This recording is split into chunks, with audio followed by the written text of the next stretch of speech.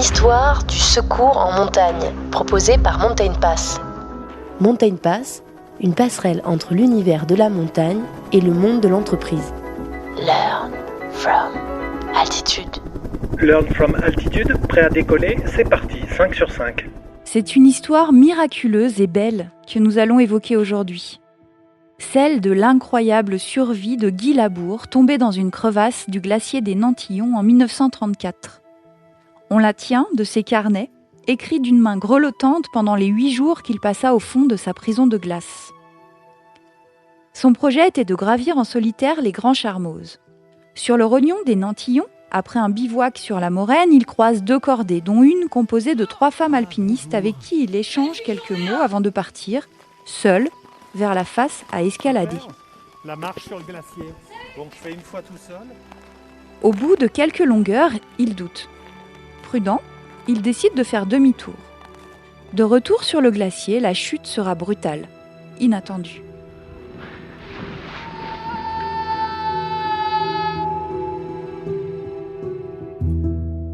Le voici, au fond de la crevasse, choqué, mais indemne.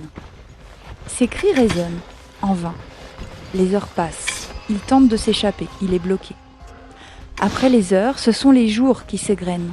Il reprend ses tentatives pour sortir, en vain. À chaque fois, il note sur son carnet. Après les tentatives, c'est une longue attente qui reprend. Déjà 52 heures ici, c'est long, pourvu que le beau temps dure. À demain. Guy Labour est un homme organisé, posé. Il a une grande lucidité sur sa situation. Mais peu à peu, l'espoir s'étiole. S'il n'y a rien aujourd'hui, c'est la fin. Compagnon de l'alpiniste Pierre Alain, Guy Labour est un grimpeur parisien passionné de montagne. Humble et discret, il vient souvent à Chamonix depuis des années. Dans la vallée, ses proches et ses amis s'inquiètent, mais conservent l'espoir. Ses parents sont venus de Saint-Mandé. Ils sollicitent le bureau des guides pour organiser les recherches. Le 4e jour, il fait une des tentatives les plus sérieuses pour sortir. Il escalade, pas à pas. Retenu par son pied coincé dans une infractuosité, il échappe miraculeusement à la chute. 12 heures, fais encore une tentative. Absolument rien à faire. Cette fois, l'espoir le quitte. Il ne pourra plus sortir par ses propres moyens. Ses pieds commencent à geler. Il sait désormais quel sera son destin. J'attends. Cette mort lente va être atroce.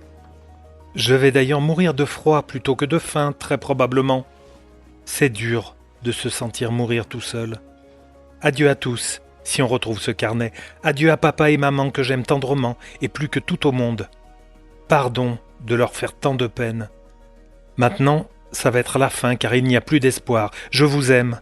Le 22 août 1934, le guide Camille Tournier déclare avoir vu Guy Labour dans la descente des Grands Charmoz. Les recherches se focalisent sur le glacier des Nantillons. En vain, toujours. Guy Labour est désormais dans l'antichambre de la mort. 13h30. Somnolé vaguement. Passé par des stades d'espoir et de désespoir, suivant que j'entends crier ou qu'on ne répond pas à mes appels. J'ai pourtant cru entendre crier parfois bien près, mais sans doute mes appels ne portent-ils pas. Très soif, liquidé dernière ovomaltine, reste petit peu raisin sec et confit d'amande. Dans la vallée, les parents de Guy continuent de mobiliser les secours malgré des orages violents. Sa mère est angoissée, évidemment. Samedi 25 août 1934, après 8 jours de recherche, Camille Labour, le père de Guy, va implorer la compagnie des guides une dernière fois. Paul Munier et Camille Ravanel remontent sur le glacier, sans espoir. À l'agonie, Guy Labour continue de s'accrocher à la vie. Au bord de la crevasse, les 2 guides, qui cheminent au hasard, entendent un souffle, une voix. C'est Guy Labour. Un miracle. Guy sera redescendu à dos d'homme, à l'hôtel du Montanvert. Cette survie entrera dans la légende.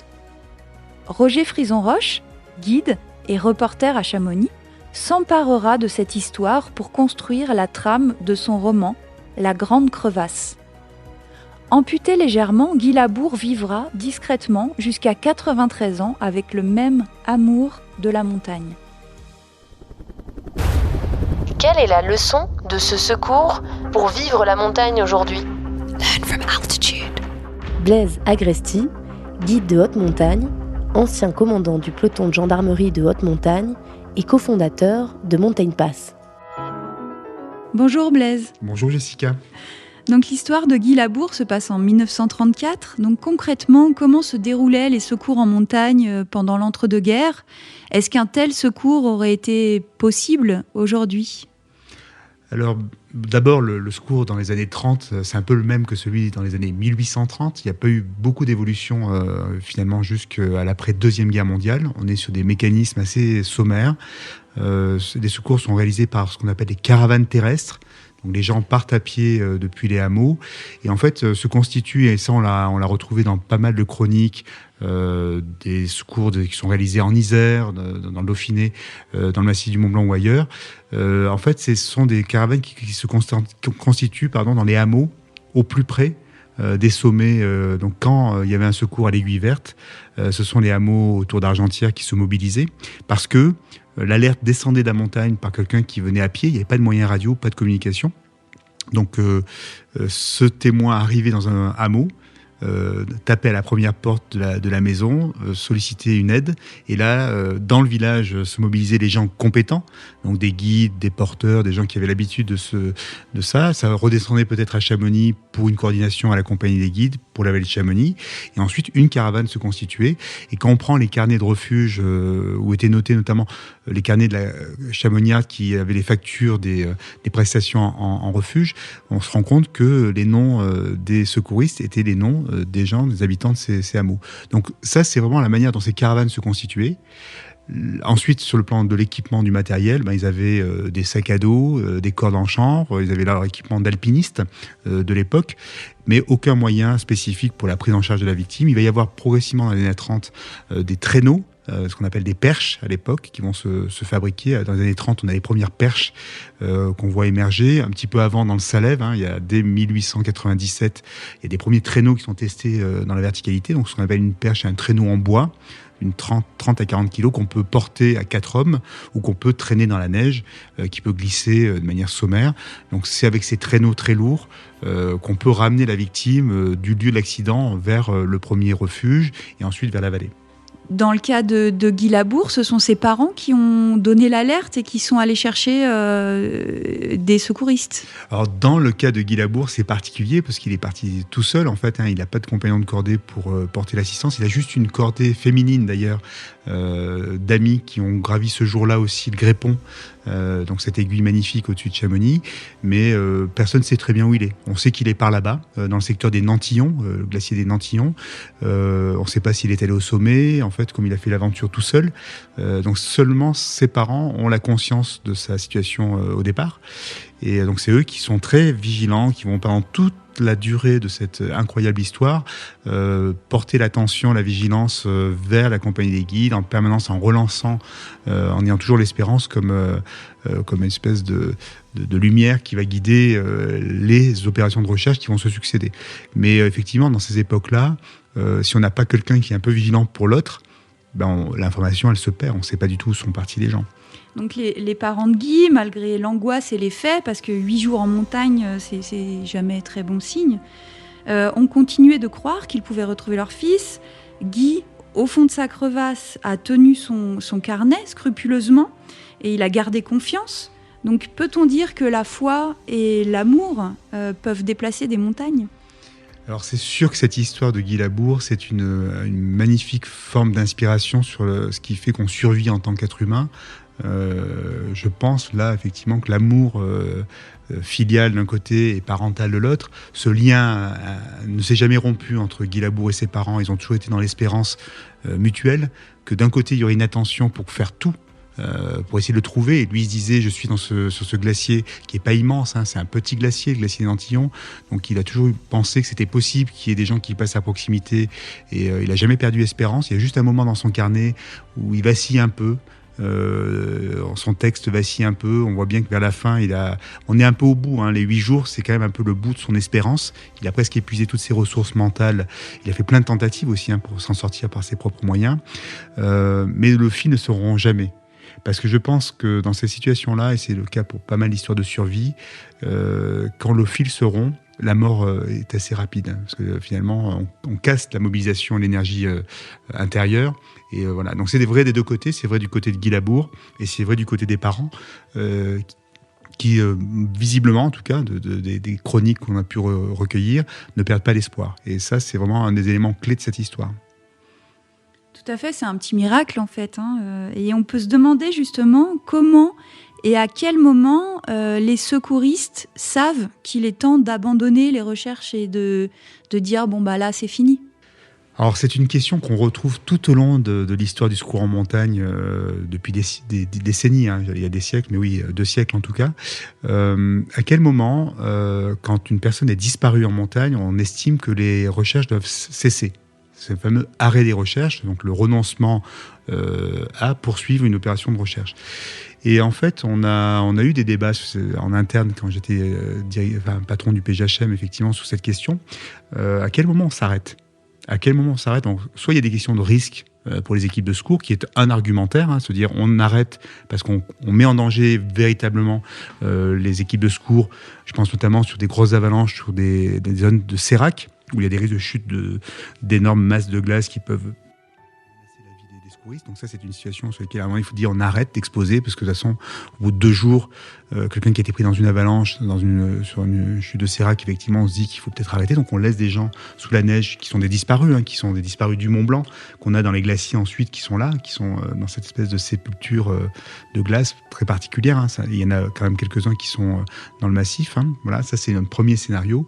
Le deuxième, c'est effectivement de trouver une espèce de compromis entre l'engagement pendant des jours et des jours jusqu'à la limite du raisonnable. Et la limite du raisonnable, c'est quand même quand il y a toujours ces chances de survie qui sont réelles. Mais la survie de l'homme est très surprenante parce qu'on a des cas incroyables de gens comme Guy Labour qui ont survécu 8 jours au fond d'une crevasse. Vincent Henry, c'est 11 jours à plus de 4000 mètres en plein hiver. Elisabeth Revol, au Nanga Parbat, c'est des jours et des jours là-haut à plus de 7000 mètres, 8000 mètres d'altitude. Donc en fait, c'est très injuste la survie.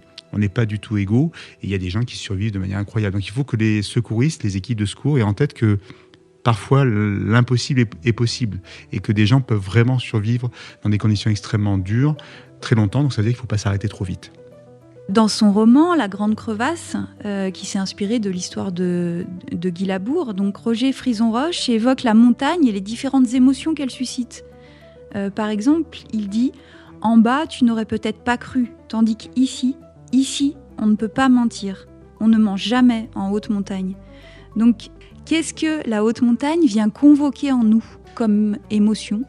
Alors, la haute montagne, elle convoque plein d'émotions. On pourrait dire que tout le panel des émotions humaines a sa place en montagne. À la fois la joie, la douleur, l'espérance, comme on l'a vu pour Guy Labour. Mais peut-être une des émotions supérieures que moi je ressens et qui est quand même souvent ressentie et qui est très particulier à la montagne, c'est cette dimension de l'émerveillement.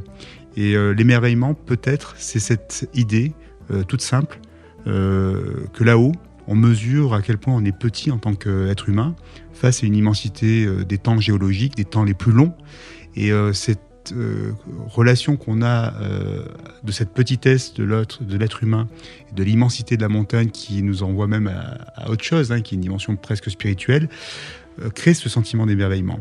Et c'est peut-être ça que finalement les alpinistes, chacun à leur manière, vont chercher là-haut, à travers aussi des réalisations de soi, par la réussite d'un sommet, par l'effort collectif. Il y a plein d'autres émotions qu'on a, parce qu'on partage des choses. Il y a la cordée. La cordée est un élément aussi de l'émotion, parce qu'on a aussi cette relation à l'autre qui s'inscrit dans un rapport de vérité. C'est ce que tu disais sur ce fait qu'on ne ment pas en montagne, c'est ce que dit Frison-Roche aussi.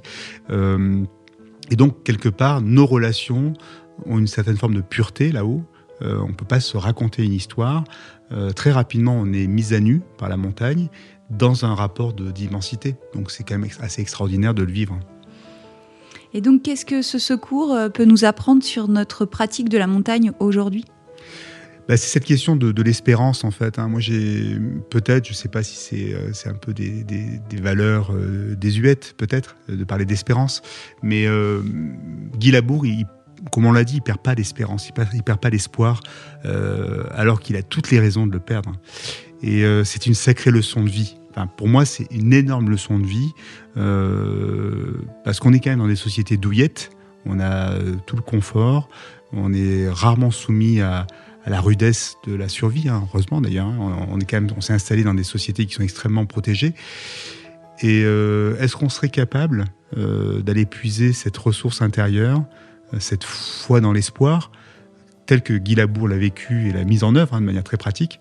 Voilà, c'est une question. Moi, je me pose la question, à titre personnel, est-ce que je serais capable d'avoir ce niveau d'espérance qu'il a animé, lui, ses parents, et qui anime aussi aujourd'hui plein de gens partout, dans des situations qui sont difficiles. Et voilà, c'est plus une forme d'interrogation plutôt qu'une leçon. Mais en tout cas, se dire que dans les moments les plus difficiles, et en montagne, on en vit quand même, c'est pas qu'une partie de plaisir, il y a des moments de rudesse, d'effort, de difficulté, de risque. Il faut garder toujours cette petite lumière qui est au-dessus du sommet. Il y a le sommet, qui est une forme physique de la réussite. Et il y a l'espérance qui est au-dessus, l'espoir qui est plus important probablement que le sommet. Merci Blaise. Merci à toi Jessica.